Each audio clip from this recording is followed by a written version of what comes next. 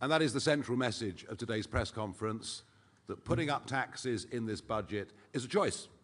It's a choice the Chancellor is going to choose to make in whatever form, in the end, they manifest themselves. What we do know is that an increasing tax burden is demotivating, is sending more and more people abroad. And I really worry, particularly about the number of sort of 30-something entrepreneurs, people like him, who are leaving the country because they just really fear and worry about the direction that we're going in.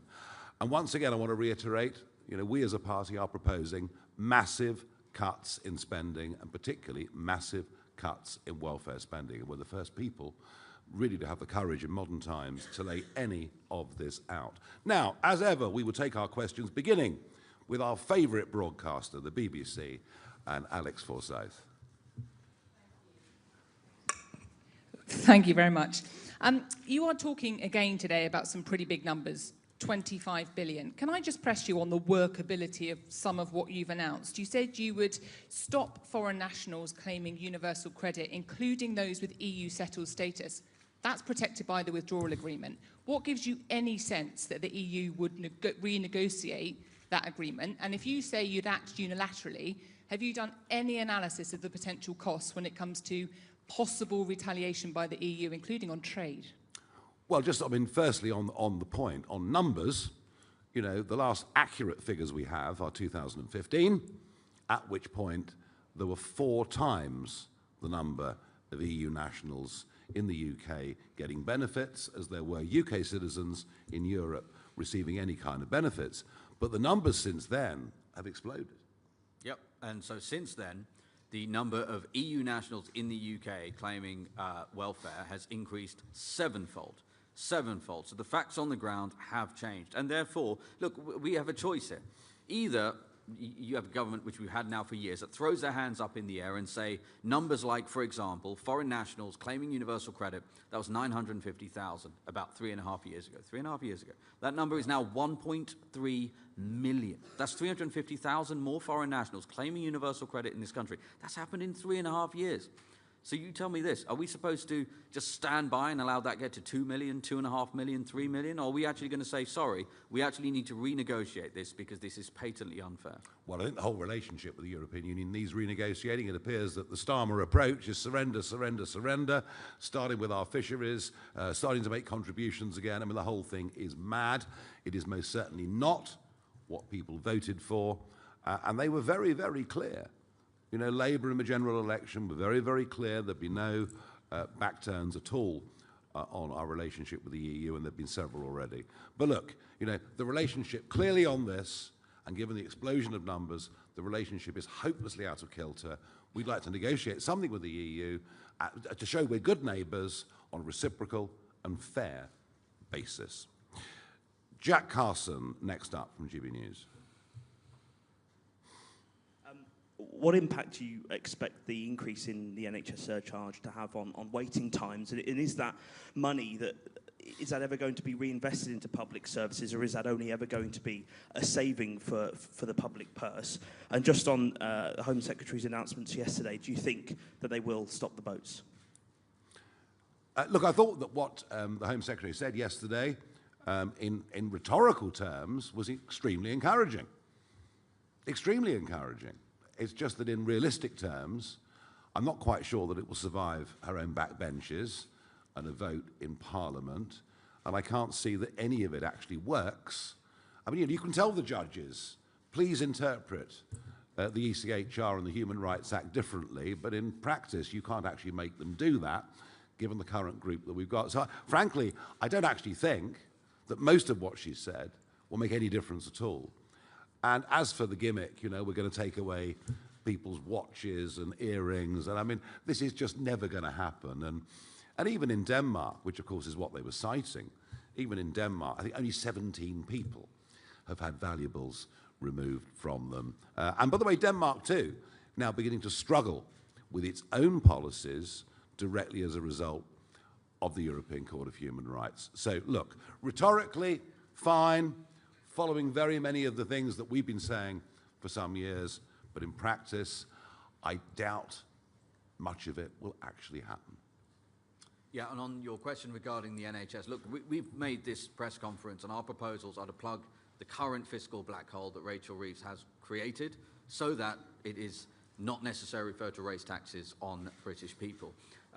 With regards specifically to the NHS surcharge, you actually read that impact assessment. The changes we're proposing would not have that meaningful delta on demand. Even if it did, frankly, there's far too much immigration in this country.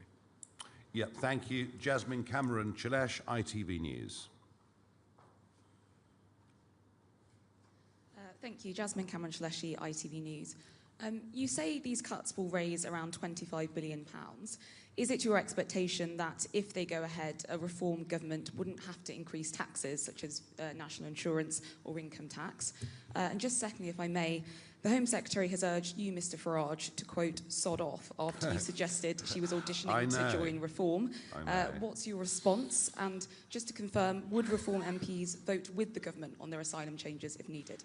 Yeah, I did notice, actually, Robert Peston arriving in the room just as we started. Well, she seems to quite like using bad language, doesn't she, the Home Secretary? There's been quite a bit of it over the course of the last 48 hours or so. I mean, look, for her to say she's not in the least bit interested in what Reform has to say is clearly utter rot. They're obsessed with what Reform has to say. Just look at every Prime Minister's questions on a Wednesday and look at the Prime Minister or every other front bencher that gets up in any single debate. And if Reform didn't exist, would she have made those announcements yesterday? No, she would not have done. In terms of the vote, and then I'll pass to Zia, in terms of how would we vote, well, in terms of the rhetoric, we support it. But in terms of the reality, why would we vote for something if we're convinced that it can't actually work? I also wonder, when will this actually come before Parliament in the form of primary legislation? Or is this just another, as we saw with Rishi's Stop the Boats, is it just another of one of these big performative exercises to say to the Red Wall audience, look, we're really with you. You don't need to go away and flirt with those ghastly reform types. When is this actually going to come before Parliament? Because there are many other things this government have promised that haven't yet made their way through primary legislation.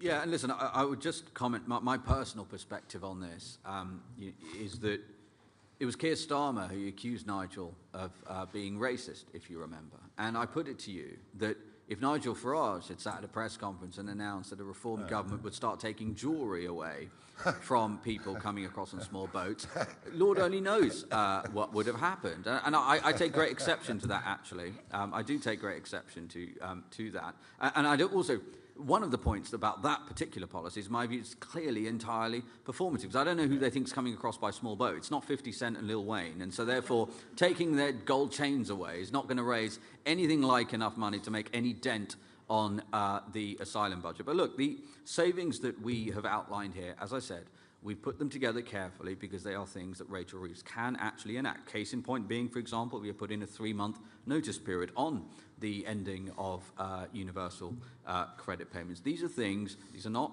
fantasy, these are real things Rachel Reeves could choose to do. And as Nigel said, these are choices Labour is making. Yes, and it's before.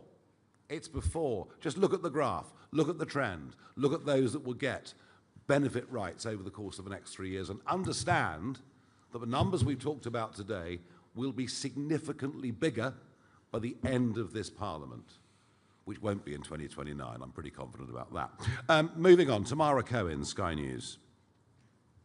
Thank you, Tamara Cohen, Sky News. You're talking about finding these massive savings. Reform are in power in various councils. You promised massive savings then. They've struggled to find those savings, and many of them are looking at raising council tax. Why should voters feel reassured it'd be any different if you were in power nationally? I did not make a single promise, not a single promise, in that election campaign that we'd be able to freeze or cut council tax. I never said it once. And do you know why? Because I realised the massive debts that we were inheriting from those county councils. It's such a shame. If you guys had focused on local government before the May the 1st elections, maybe the levels of debt would not have got as bad as they have. Now, of course, there's a huge focus on county councils up and down the country. Richard Tice laid out very clearly yesterday in a press conference the £330 million of savings we've already made. But he also made the bigger, broader point, which links actually directly into what we're talking about today, that there is a massive problem with the SEND budget, a massive, massive problem with the SEND budget.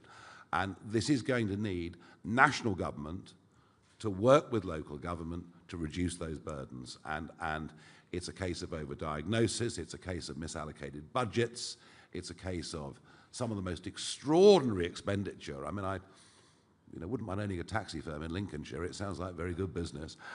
So there are a lot of the impact on those local councils does come from national government policy. Are we determined to make changes? Yes. Will we cut debt? Yes. But can we give people a free ticket at this moment in time on council tax? No. And I never, ever thought we would be able to at this stage. But I think the analogy that was given yesterday, if I listened carefully enough, was that we're 12 minutes into a 90-minute game. Did I get that right? Well, there you are. Marvellous. Let us move on to Martin Beckford from the Daily Mail. Thank you. Just following on from Tamara's question. So will you be content if reform-led councils increase council tax by the maximum allowed 5% next year, or will you tell them they can't do that? Thank you. Well, we can't tell them what to do. It's not, I mean, they are their own living, breathing organisms. I would very, very much hope that any council tax rises will be limited to inflation. That is very much my aim and aspiration for our councils. But I repeat the point. If you actually look at the numbers, we have inherited massive, massive debts.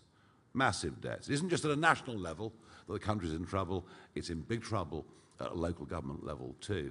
But I would just want to say one more thing, if I can, on this, and it is that last year 7 county councils had their elections cancelled in the name of local government reorganisation. This year, we understand, and in fact the Times I think have covered this better than any other newspaper, that the leaders of those Tory councils are urging the government to postpone the elections again because they're worried that reform might win them and oppose the local government reorganisation. I mean, imagine that.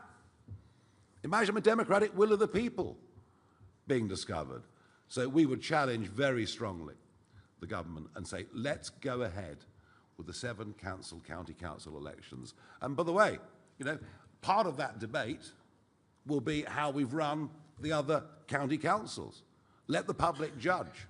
So I would urge that very... Otherwise, you're going to have elected Conservative county councils who will, by the time this proposed local government reorganisation goes through, have actually sat in their positions for 7 years. And I think democratically that's unacceptable at any level.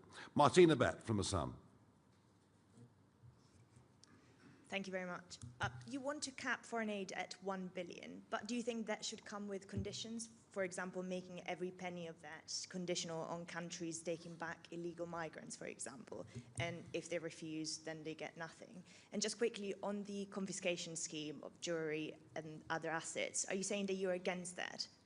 It isn't going to happen in a month of Sundays. I'll bet you any money you like, we do not take a single possession of anybody, well, unless it's a gun, of anybody crossing the English Channel by dinghy. And as Zia says, if I dared to answer your question in the affirmative, I can't even imagine what some of the historic parallels that would be drawn and published would be. And that really gets to the heart of yesterday's event.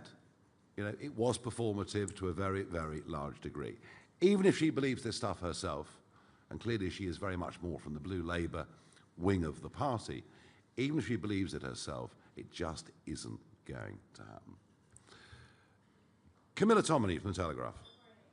Sorry. Oh yeah, I'm happy to take that one. So we wouldn't even categorise. So listen, we want a hard cap foreign aid at £1 billion for the foreseeable, right? Until Britain's finances are in a position where hard-working bricklayers in this country are not being asked to pay ever more tax.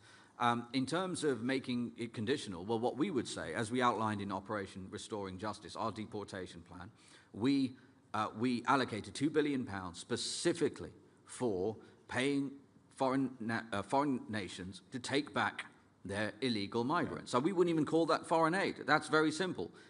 You know, here's an incentive to take back your illegal migrants in our country so that we can basically ensure that we have proper immigration law here. Yep. Camilla Tominey, Telegraph. Morning, thank you. Camilla Tominey for the Daily Tea. Just a personnel question, mindful of the fact that you think there's going to be a general election in 2027, and you've been very critical of the current Chancellor.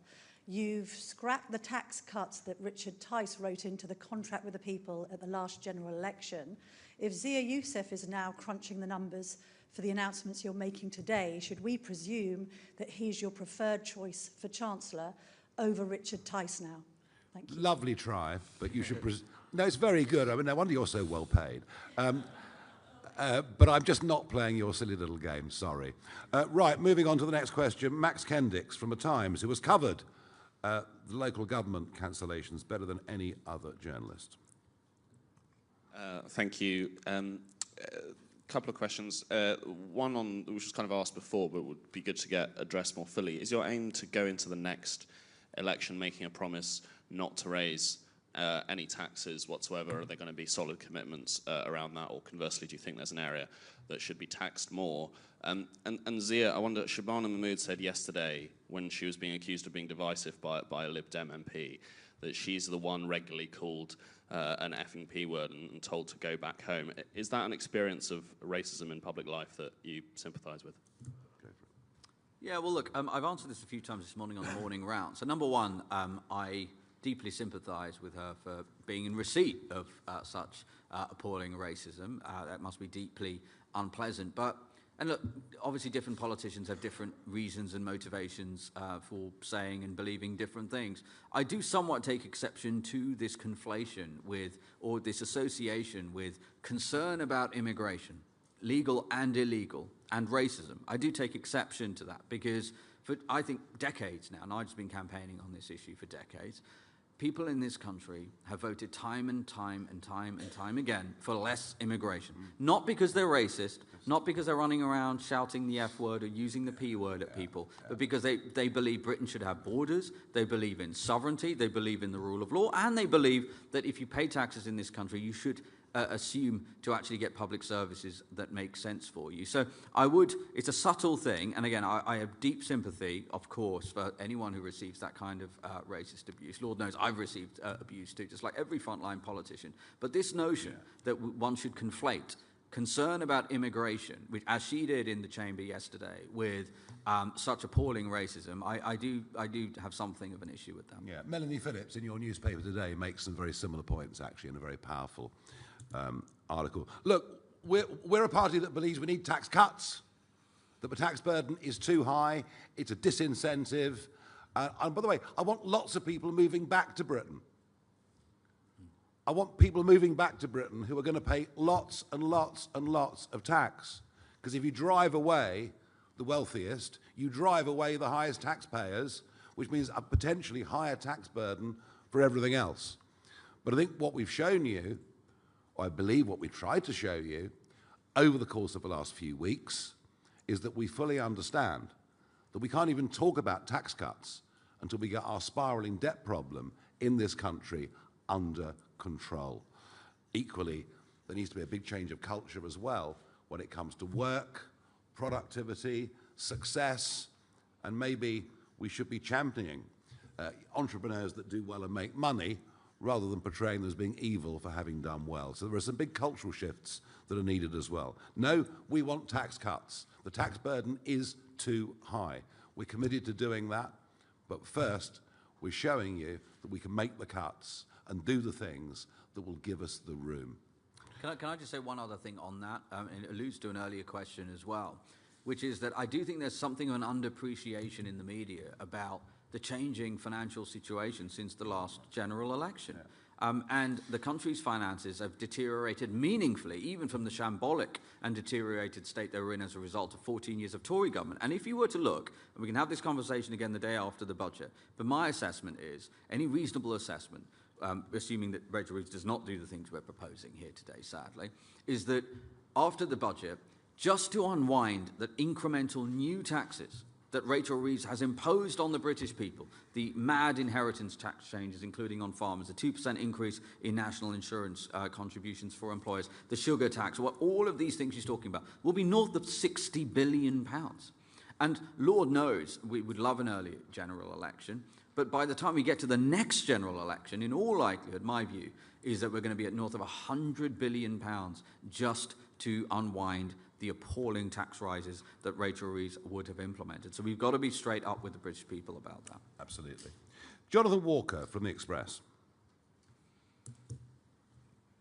Thank you, Nigel. I think it was Zia this morning highlighted a web page that you've set up for people who are interested in defecting to reform. I don't suppose Shabana's really going to fill it in, but are you able to tell us anything about how many people have applied, and how do you decide who to accept and who to not accept? In terms of defectors, I mean, the rule's very, very simple. We want people to come to us who we think will add to us, help us as a party, help us as a movement, as opposed to simply using us as a tool to revive their political careers. That's the criteria, plain and simple. Sophie Wingate from PA. Thank you, Sophie Wingate from PA. On renegotiating with the EU on benefits for EU citizens, can you guarantee that it wouldn't lead to retaliatory measures and higher prices for British consumers? And have you had any exploratory talks with EU officials to see how open they might be?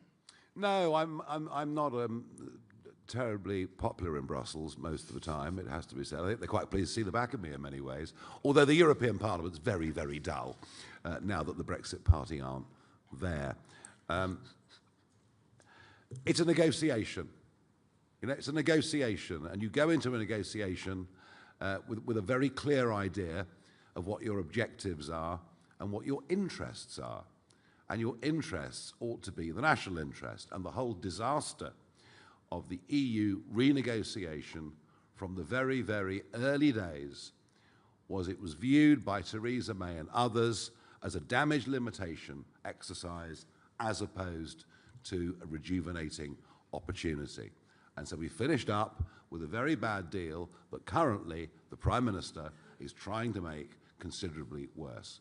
We will adopt a different approach, and you can never predict how negotiations will go, but I do think that we have a team of people who've been used to negotiations, who know what the tough side of life is when it comes to business, when it comes to putting together contracts, putting together deals, and I would argue we've got a far better chance of doing something in the national interest than any of the careerists that have gone before us.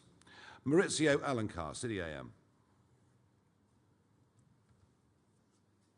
Hi, Maurizio Alencar, City AM, thank you. Some of the criticism of Labour has been on plans to create a so-called smorgasbord of tax rises based on quite volatile items. But then this package is also talking about some volatile items such as net migration. So, you know, is this savings package and slight surcharge fees package also not based on very sort of unpredictable forecasts? Thanks. No. Just have a look at the graph. I mean, you're City AM, for goodness sake. Just have a look at the trend. The trends have now been well established for several years, and actually the numbers are getting worse, and the predictions for those numbers, whether it's PIP, whether it's universal credit, all of this will be considerably worse this time next year, and even worse the year after that. The trend is very, very clear, and this is about arresting and turning around that trend. Yeah, and I would just add to that, the only number that could in any way be described as being reliant on a variable is the one on IHS that you flagged, the immigration health surcharge. The 5 billion number we just touted as being the saving is based on the current OBR forecast for net immigration. But I also said in my speech, because we've done the numbers on this, if they cut net immigration to zero, which is what our policy is, it would still save north of 3 billion quid. So that's still 23 billion pounds, more than enough to negate tax rises. Emilio Casaliccio from Politico. Hi, thank you very much, Emilio. You say that you made no specific promises about council tax before those May elections, but reform local groups did make very clear promises. So what will you do to keep better control over what these people promise on essentially your behalf in local areas? And are you able to say something just a bit more in general about that experience, what councils, these reform councils are finding, the challenges that they're finding in terms of saving money or in terms of making difficult decisions for savings that actually are proving very unpopular or the government won't let them do? What have you learned from this experience of some form of governance about what you should be promising ahead of the election and how a reform government might need to kind of temper expectations? I was incredibly careful in the run-up to those county elections not to make false economic promises. And I promise you, you will not find a leaflet officially sanctioned by the party. You will not find a clip or an excerpt of anything I said on the street or on camera or to you or wherever it may be where I made any false claims about tax and council tax. And I can assure you, having travelled and having met, I can't even think, but probably 800 to 900 of the 1,300 people that stood, 600 people that stood for us, I didn't hear anyone making false promises on council tax. So I think, you know, the messages that were coming from the central party through the senior membership team were very, very loud and clear. Lessons, yeah, I mean, I think, you know, getting anything to change in this country is difficult. It's difficult because of inertia. It's difficult because of the status quo. It's difficult because there are plenty of people living in the marzipan layer, you know, on a public sector with the promise of great pensions, with maybe not the longest working hours in the world, many of them thinking since the pandemic that actually work from home was a suitable alternative. Yeah, getting things to change is hard. I think that's perhaps the biggest thing that I take from these first few months. And that is to a very large extent why, it's getting back to the Express question really, that's very much why Danny Kruger has come into the party to oversee a team, to think, how are we going to deal with those challenges with Whitehall and elsewhere? But yeah, that's my big takeout. Okay, we're rattling through. Will Hazel from the iPaper. Thank you. Do you support Shabana Mahmood's plan to deport the children of failed asylum seekers? Because I think earlier in the year, Reform rode back on plans to deport the children of illegal migrants in your mass deportation plan. Look, you know, my job is not to make your life easier.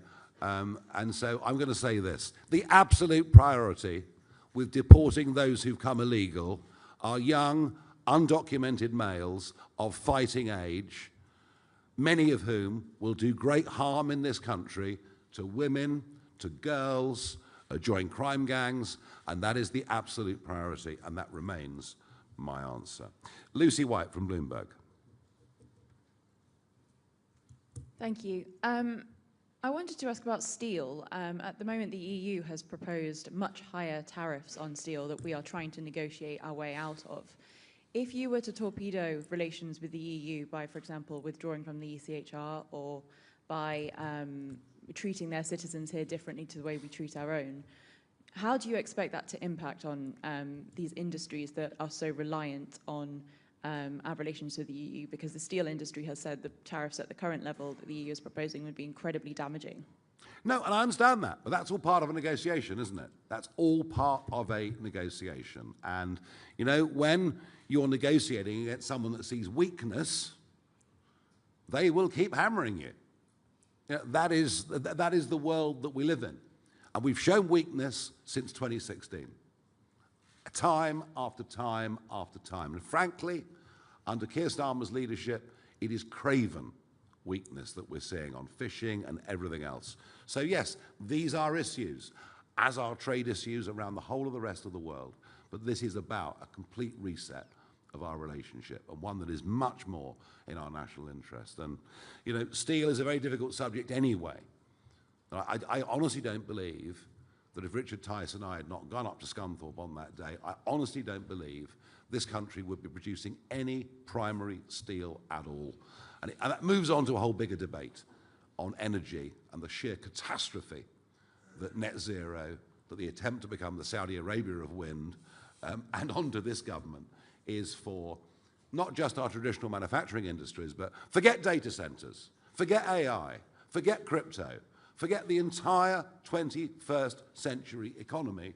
If we continue with our current energy policy, we simply won't be competitive and won't be able to do it. And energy will be, very much, I think, a centerpiece of what we fight the next general election on. George Eaton, New Statesman.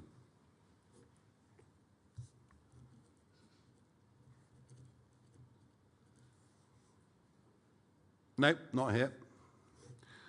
Adam Cherry, Guido Fawkes.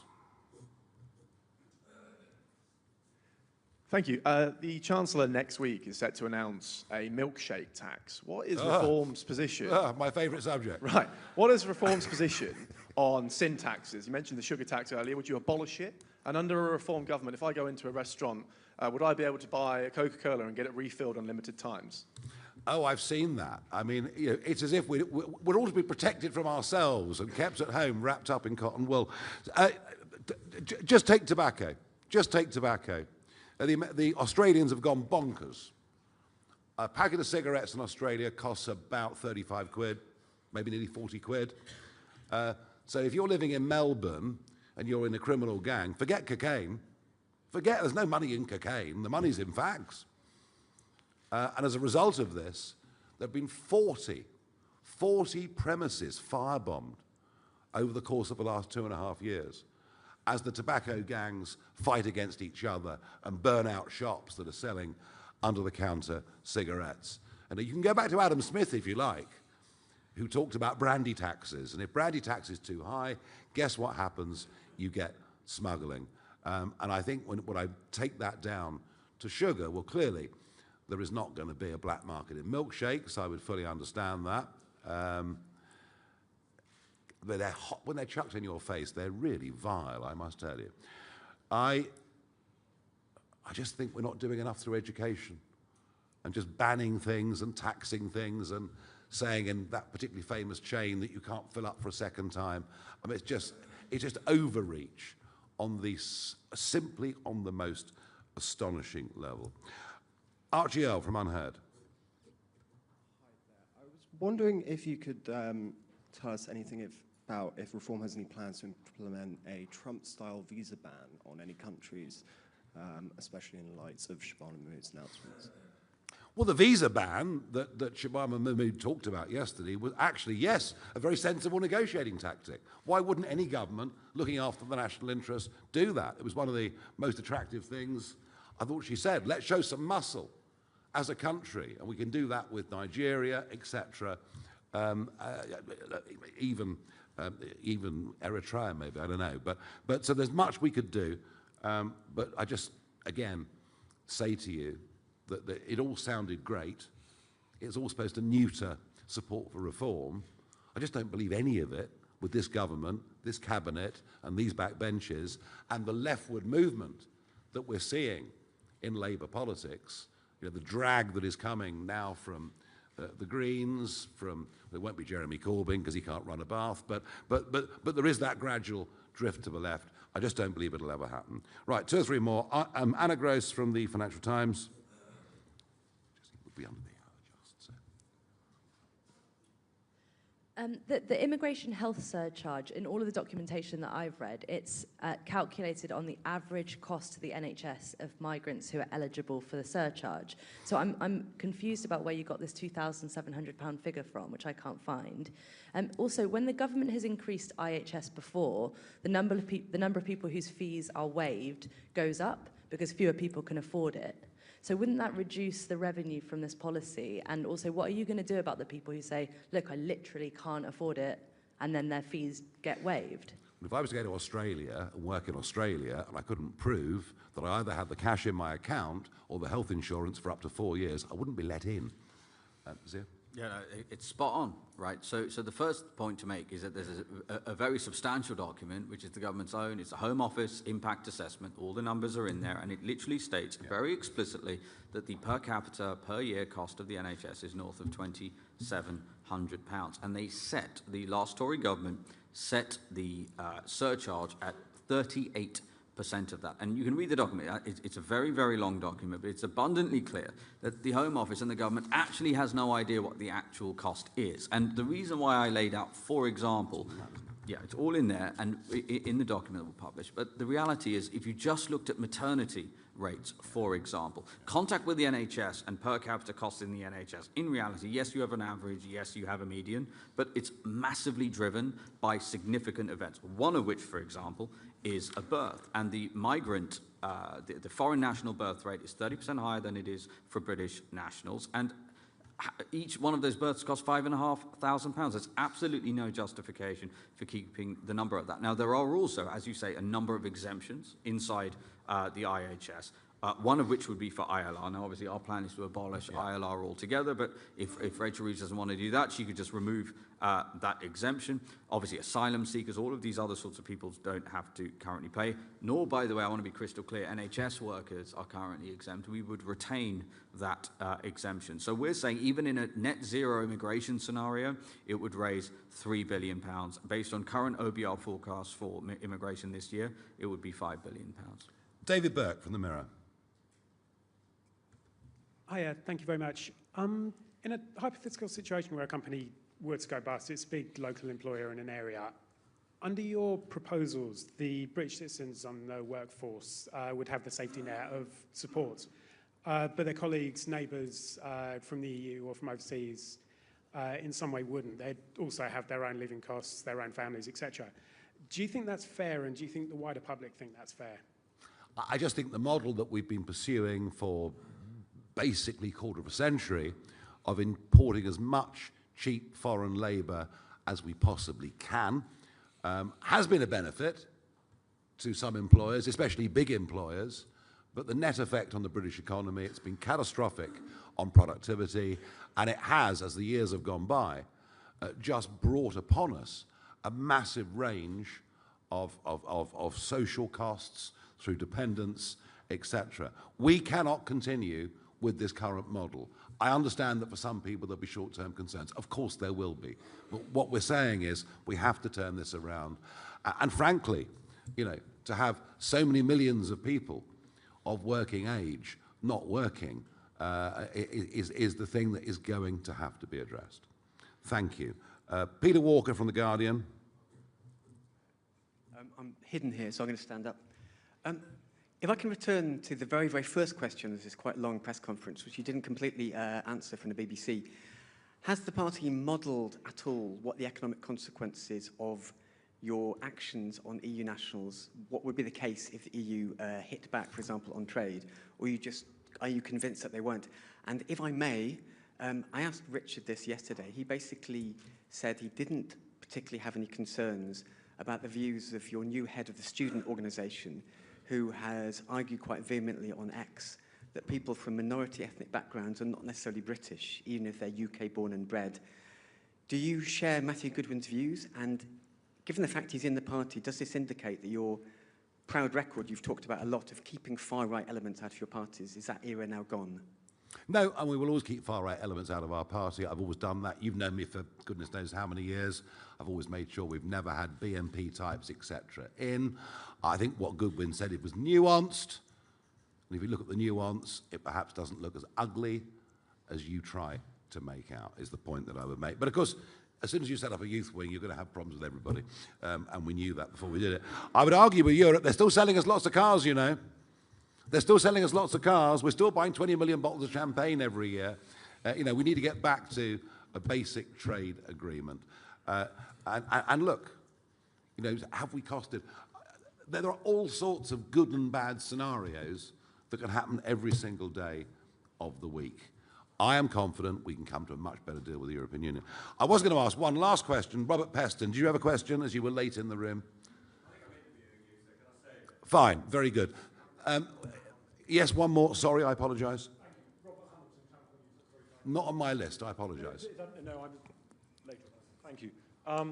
You've painted a very gloomy picture of the public finances in this press conference, but would it be fair to say that the solutions you're offering, in contrast to your avowedly radical solutions on immigration, are perhaps cautious? 25 billion savings is just about half what the Tories suggest they could find, 47 billion. Even your PIP changes are less than what Labour thought they could find when they first thought they could manage this. So is that the message you want to give to the electorate? We're radical on immigration, but there will be incremental change on the public finances. What we've given you today is just one snapshot of one area. We might remind you of what we said about the Boris wave and indefinite leave to remain and what the cost of those individuals are likely to be over the course of the coming decades. 200. Yeah, I mean, it's hundreds of billions if you actually were to look at the Boris wave and that Over impact. decades. Over decades, indeed. And look, we're going to have a lot more to announce in this regard. I will say it's quite funny, though, with the media. You know, 1 minute we're putting big numbers out there and we're accused of fantasy economics, and then we put smaller numbers out there and we go, that's a bit cautious. So look, here's the point. Here's the point. As Nigel said, this is a very specific set of proposals for Rachel Reeves that she could enact immediately. And by the way, that 25 billion, that compounds, as is in the document that we will share with you, that compounds significantly and multiplies over the coming years. Thank you, everybody. Cool. How many questions we did? 20 something? No idea.